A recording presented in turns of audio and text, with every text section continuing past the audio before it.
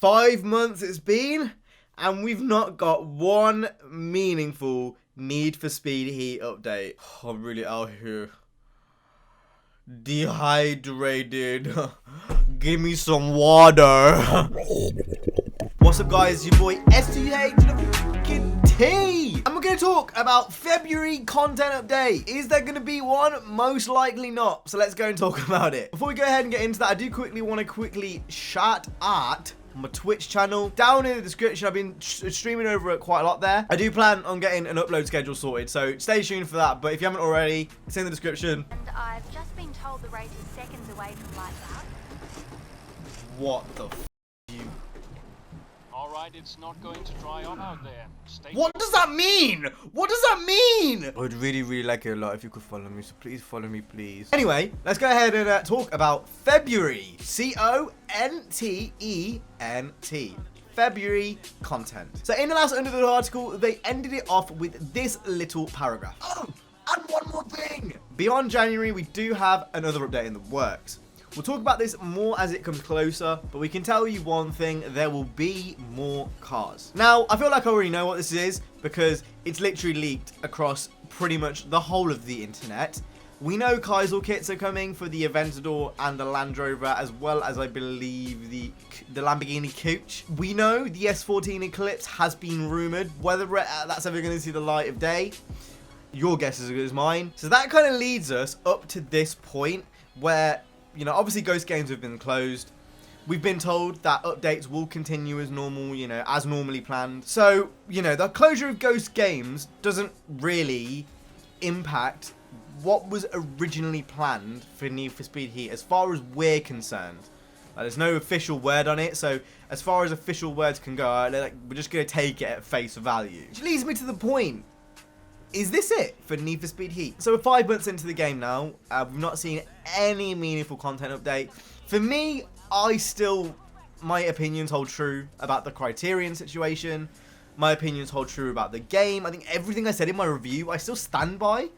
But I think the difference with my review was that I was anticipating for them to have content updates. So those problems that I saw in the review, I was a lot more lenient because I was expecting them to be addressed sooner rather than later. But we're here now, 5 months in, and Ghost, well, they haven't done anything. Now, whether this is because of, you know, things being rejiggled with the future of the Need for Speed franchise, that's not really my business. As a consumer, I'm just bothered about the game I'm playing and if it's good or not. And the thing is for me with Need for Speed Heat, and I'm going on a little bit of a tangent here, I had a really big evoked promotional response from Need for Speed 2015. The game, you know, I'm not even going to say it was worse in every single way. As a base game, Need for Speed 2015 did a lot of things right. The multiplayer, I don't even want to talk about it, but the multiplayer in Need for Speed 2015 is better than anything that we've received since.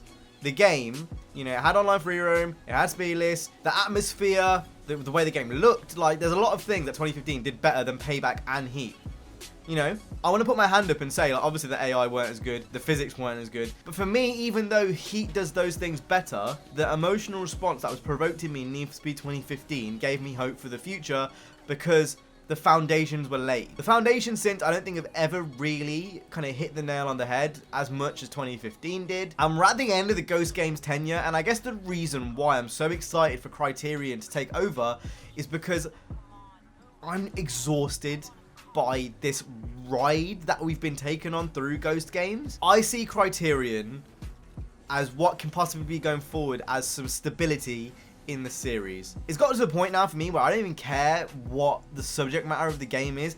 I just want something that is good and playable and evokes that emotional response as well as just being a good game. Shout out Vermin Sermon, go check them out in the description.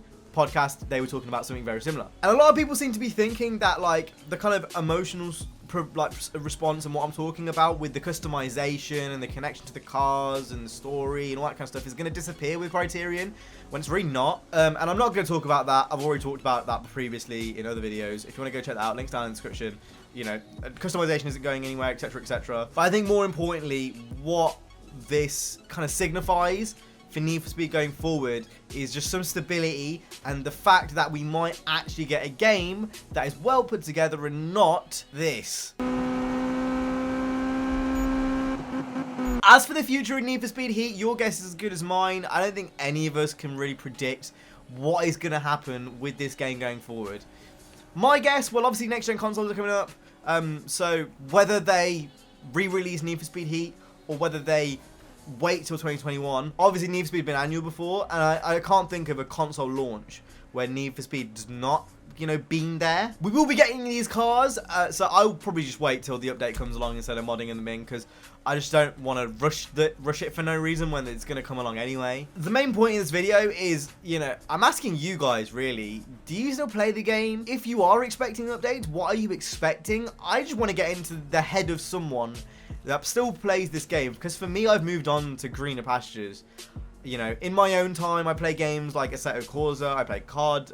I want to get back into GTA because some of the stuff in that looks crazy. You know, I play Forza Horizon, but the last game on my list is Need for Speed Heat. And I'm really, really curious, like, do you still play the game? What would it take for you to come back into the game? Are you now just waiting for Need for Speed 2021? Is the vibe amongst the community just to wait for Need for Speed 2021? Is that what we're all doing now? I'm just really interested to know your thoughts. And I didn't want to do like a really overly edited video today. I just kind of wanted to talk to you guys, get real, and just ask you guys, like, what is happening with you and Need for Speed? I think it's clear for me, to be honest, by the fact that I'm doing carbon videos and this, that, and the other, that, you know, I just, it was such a missed opportunity. I feel like I can see it for what it is, and, you know, even as far as Need for Speed games go, nowhere near, like, the best of the best. Not even in my top 5, I don't think. Anyway, I'm gonna stop rambling because, like, I've been going on for like 9-10 minutes here. I will see you guys in the next one. You guys have an awesome day, safe, and peace.